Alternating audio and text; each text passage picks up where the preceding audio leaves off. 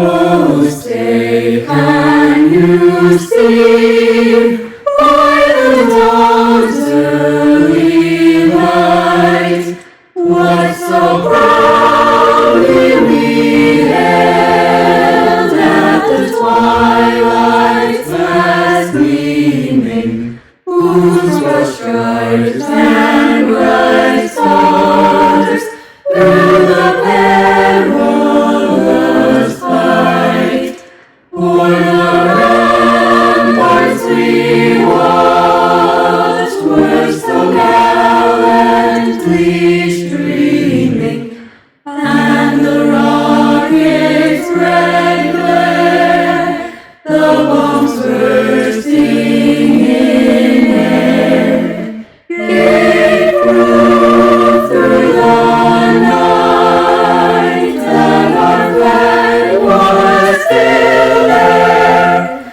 Oh, say does that star-spangled banner yet wave o'er the land of the brave and the home of the brave?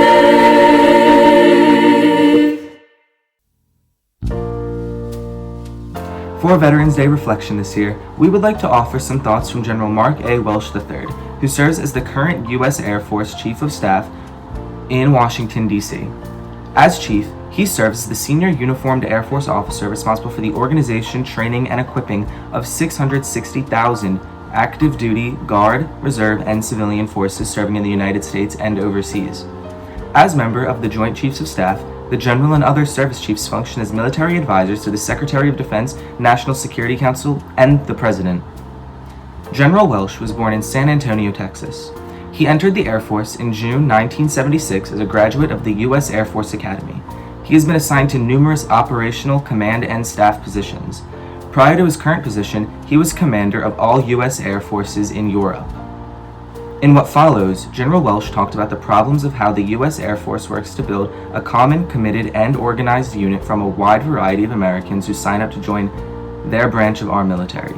They come from a variety of backgrounds with numerous competencies and levels of character, yet they must learn to function as one unified team, all working towards the same goal, the U.S. Air Force Code. Integrity first, service before self, and excellence in all. General Welsh says, if you look at it in terms of character and competence, when people come to the Air Force, their competence is a funnel. Their competence funnel is about that wide. They really can't do much of anything that we want them to be able to do in the Air Force. They've got some personal skills, but that's about it. So we start them by training and educating and training some more, and giving them job experience and moving them around, giving them some breath. And pretty soon, but soon being years down the road, we've got people who can perform at this incredible level in incredibly wide spectrums of things they're capable of doing. So our competence funnel just keeps expanding. On the character side, we draw people in from a huge funnel of character, a huge spectrum out here of people behave, how they act, what their family thinks, what part of society they come from, all things that drive people. So their character funnels is like this. When they come in the door, whether they're coming to the academy, coming to basic training, our job is to compress that into a character funnel that's about this wide. The way we expect them to behave, the way we expect them to treat each other, the way we expect them to perform. The problem we've got is you can't do that over years. You can't just train them, educate them, train them, and 20 years down the road, you finally get them in the funnel. Basic military training, we're trying to get to this in 8 weeks. The academy's got 4 years, really about a year before you expect them to follow all the rules and understand them. But then you're supposed to stay in that character funnel as you go forward. That's the goal, right? That's hard. It's really hard. So the only way you can do it successfully is if institutionally you commit to everyone being part of the solution once you form the funnel.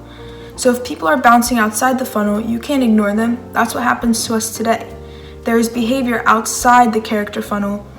People know it, but right now in the Air Force and probably at the Academy, it's still cooler to not let them out than it is to not tolerate it. I don't want to be in the Air Force with that kind of behavior, whether it's not treating each other with respect, whether it's not following the standards, whether it's not being proud of who you are and what we do, but where that character funnel defines who we are. Then people who go outside the edges, you don't want them to come back in. You just seal the hole and say see ya. You choose to play out there, you'll play somewhere else. If we get to that point, we've got Air Force we want to live in. It's hard. It takes everybody being part of the solution, and it takes a commitment to doing the right thing all the time, and not tolerating other people doing the wrong thing. If we can get there, we can solve a lot of problems.